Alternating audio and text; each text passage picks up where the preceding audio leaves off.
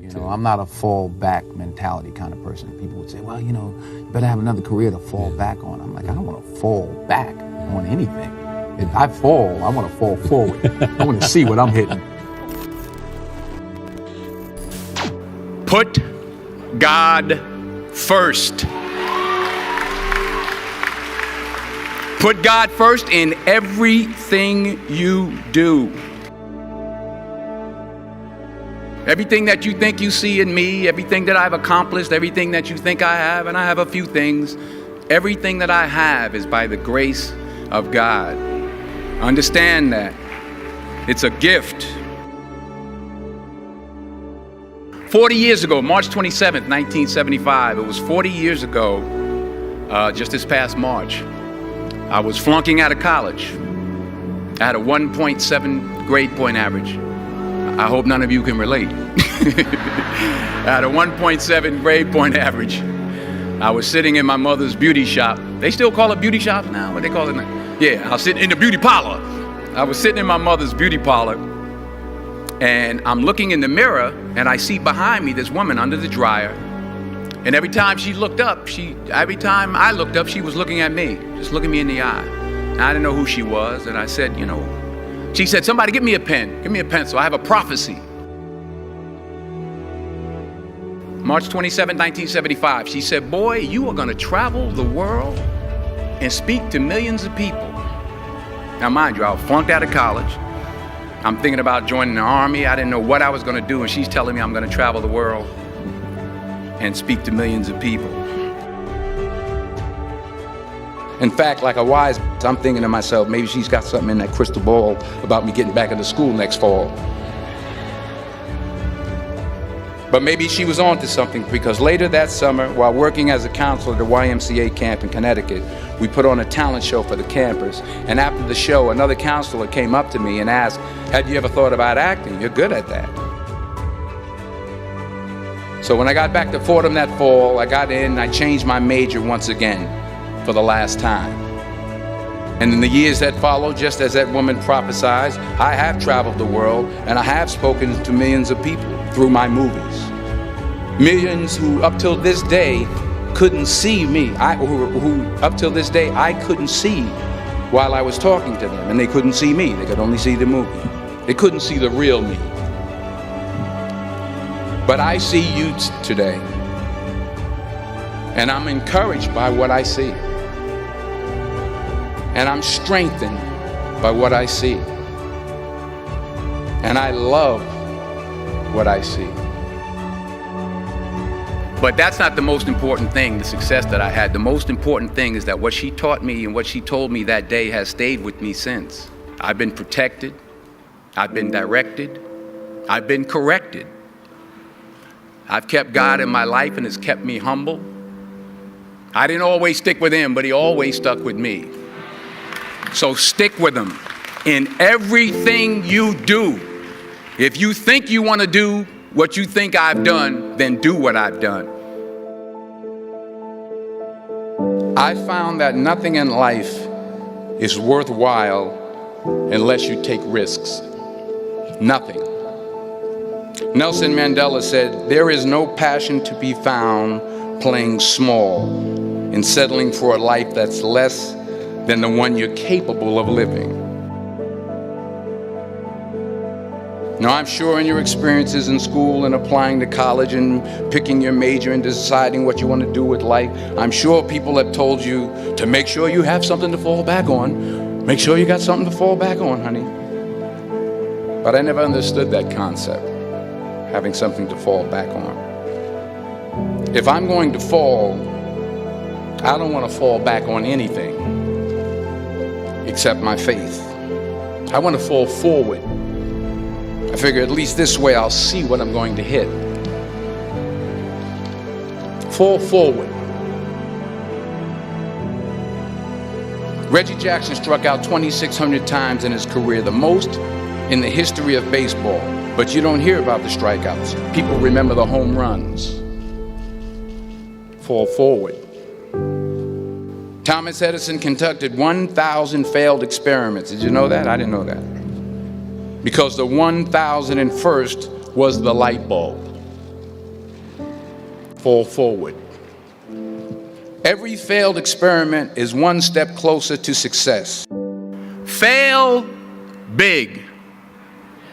That's right. Fail big. Today is the beginning of the rest of your life, and it can be very frightening. It's a new world out there. It's a mean world out there, and you only live once.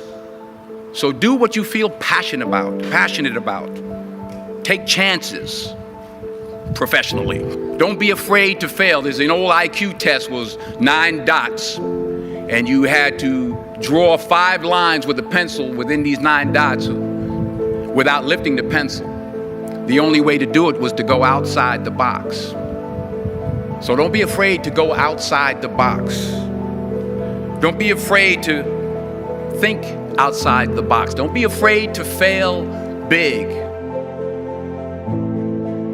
You will fail at some point in your life. Accept it. You will lose. You will embarrass yourself. You will suck at something. There's no doubt about it. And I know that's probably not a traditional message for a graduation ceremony, but hey, I'm telling you, embrace it, because it's inevitable. In the acting business, you fail all the time. Early on in my career, I auditioned for a part in a Broadway musical. Perfect role for me, I thought, except for the fact that I can't sing. So I'm in the wings, I'm about to go on stage, but the guy in front of me, he's singing like Pavarotti. He's just, and he's just going on and on and on. And I'm just shrinking. I'm getting smaller and smaller. So they say, oh, thank you very much, and you'll be hearing from us. So I come out with my little sheet music, and it was Just My Imagination by The Temptations. That's what I came up with. So I hand it to the accompanist, and she looks at it and looks at me and looks out at the director and was like, all right. So I start, I'm going to sing. I'm like, it's just my imagination once again, and then coming away with me. And I'm not saying anything, so I'm thinking I'm getting better. So I just start getting into it. It was just my imagination. Running. This, thank you very much, Mr. Washington. Thank you. So I assumed I didn't get the job. But the next part of the audition, he called me back. The next part of the audition is the acting part of the audition. Now I'm like, hey, okay, maybe I can't sing, but I know I can act. So they pair me with this guy, and again, I didn't know about musical theater. And musical theater is big, so they can reach everyone all the way in the back of the stadium. And I'm more from a realistic, naturalistic kind of acting where you actually talk to the person next to you. So I don't know what my line was. My line was, well, hand me the cup. And his line was, well, I will hand you the cup, my dear. The cup will be there to be handed to you. And I said, oh, okay. Well, should I give you the cup back? Oh, yes, you should give it back to me, because you know that is my cup and it should be given back to me. I didn't get the job. But here's the thing. I didn't quit. I didn't fall back. I walked out of there to prepare for the next audition, and the next audition, and the next audition. I prayed. I prayed, and I prayed. But I continued to fail, and fail, and fail. But it didn't matter, because you know what? There's an old saying, you hang around the barbershop long enough, sooner or later you're going to get a haircut. So you will catch a break, and I did catch a break. Last year, I did a play called Fences on Broadway. Someone talked about it. Won the Tony Award. And I didn't have to sing, by the way. But here's the kicker. It was at the Court Theater. It was at the same theater that I failed that first audition 30 years prior. The point is, every graduate here today has the training and the talent to succeed. But do you have the guts to fail? Because taking risk is not just about going for a job. It's also about knowing what you know and what you don't know. It's about being open to people and to ideas. In the course of the film, the character I play begins to take small steps, small risks. He very, very, very slowly begins to overcome his fears. And I feel ultimately his heart becomes flooded with love. And I can't think of a better message as we send you off today.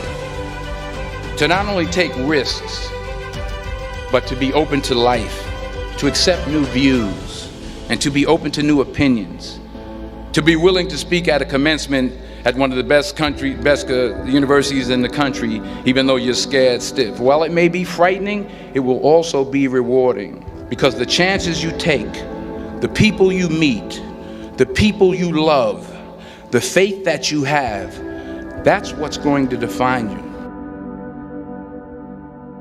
If you don't fail, you're not even trying. I'll say it again. If you don't fail, you're not even trying. My wife told me this great expression: to get something you never had, you have to do something you never did. Les Brown's a motivational speaker. He made an analogy about this.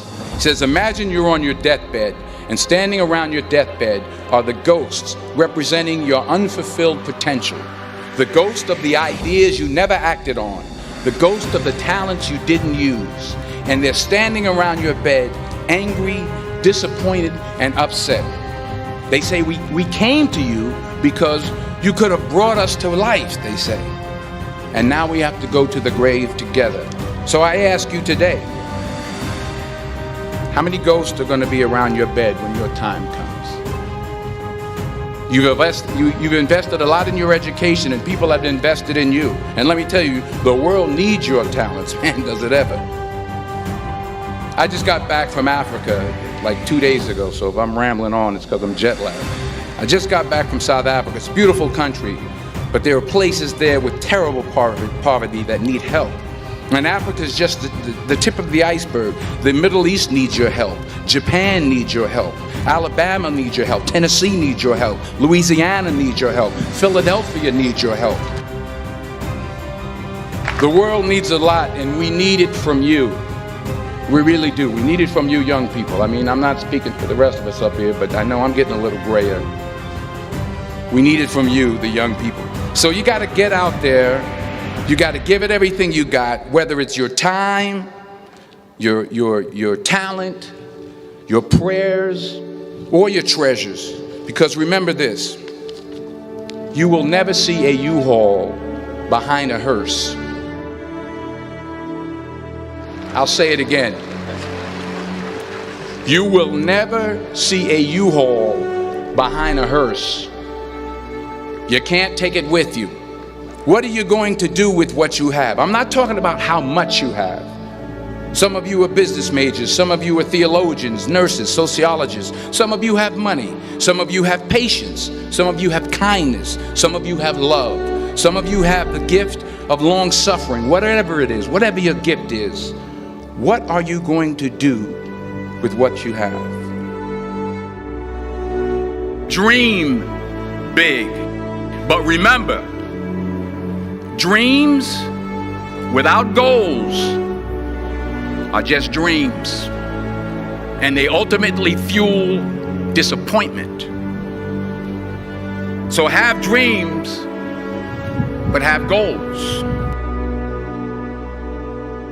Life goals, yearly goals, monthly goals, daily goals.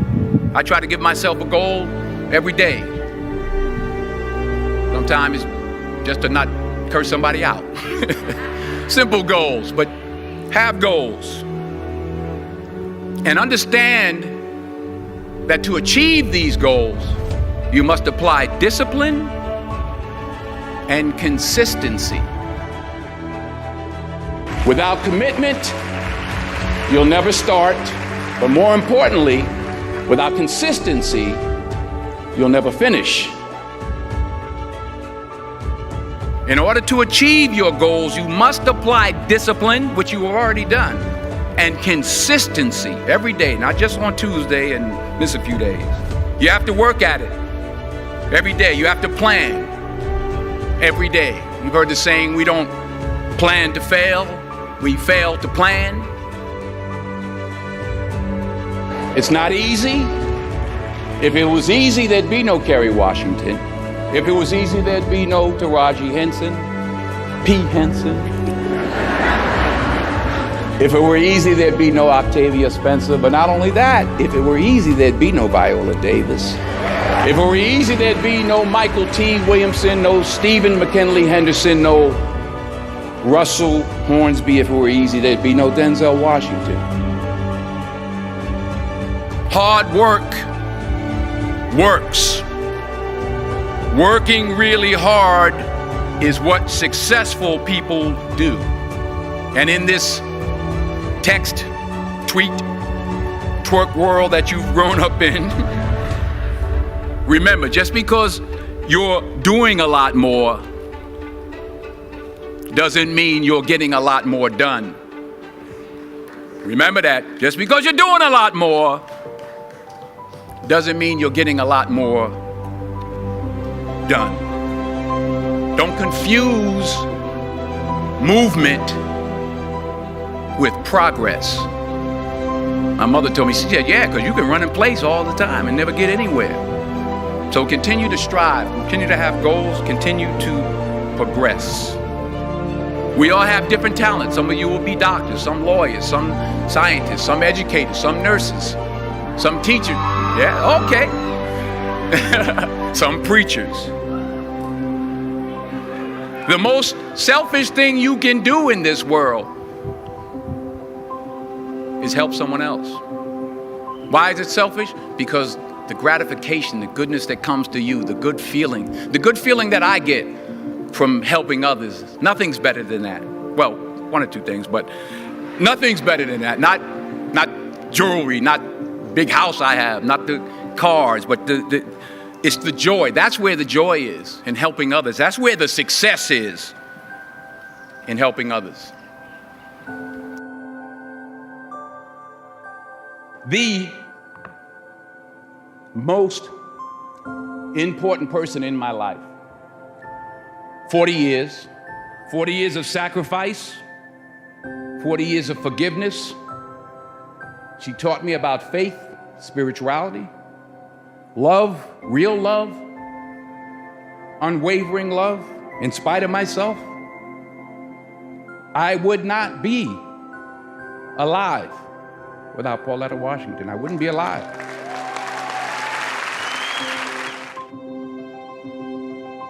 Small minds discuss other people, gossip. Good minds discuss events.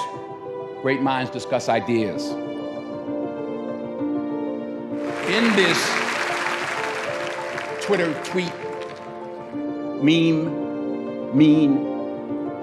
world that we've created for our children, the least we can do is consider what we've done and think about the young people, the future, and individually, collectively do the best we can to try and turn this thing around.